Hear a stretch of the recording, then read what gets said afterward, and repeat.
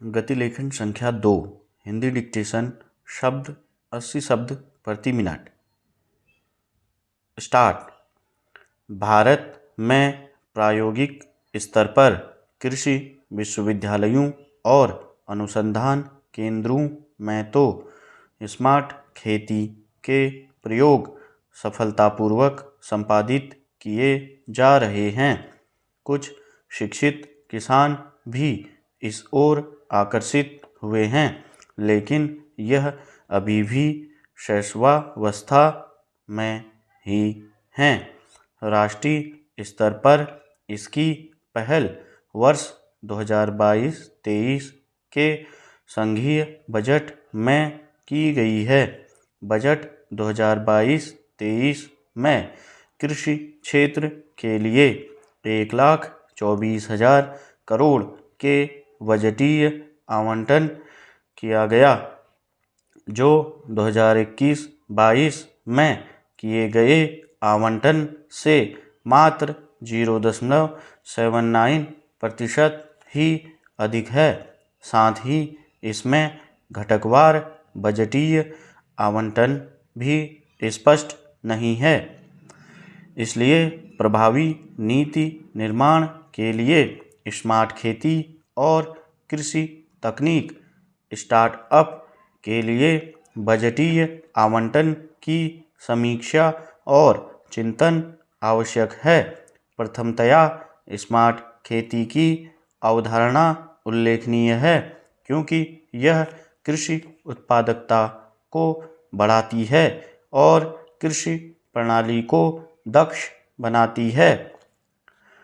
कृषि उत्पादकता में वृद्धि की दृष्टि से ड्रोन फार्मिंग अत्यधिक उपयोगी सिद्ध हो सकती है, लेकिन यह सुनिश्चित तौर पर कृषि में कार्यरत शारीरिक श्रम का स्थान लेगी, जिसके परिणामस्वरूप पंजाब और हरियाणा जैसे राज्यों में प्रवासी श्रमिकों को बेरोजगारी में धकेल देगी।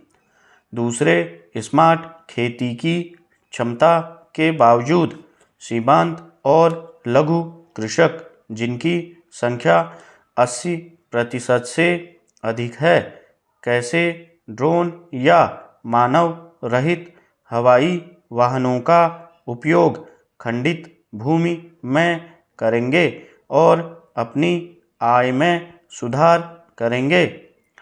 इस बारे में अनुभवजन्य अनुसंधान किए जाने की आवश्यकता है। ड्रोन नीति 2021 के आधार पर सरकार लाइसेंसिंग मूल्य निर्धारण को विनियमित कर सकती है और संबंधित स्टार्टअप को किसानों के क्षेत्र में ड्रोन तकनीक प्रदान करने की अनुमति दे सकती है। इस सबके बावजूद देश के दूरदराज के क्षेत्रों में और सीमित संसाधनों वाले सीमांत और लघु कृषकों के लिए ड्रोन फार्मिंग एक दिवास्वप्न जैसा ही है।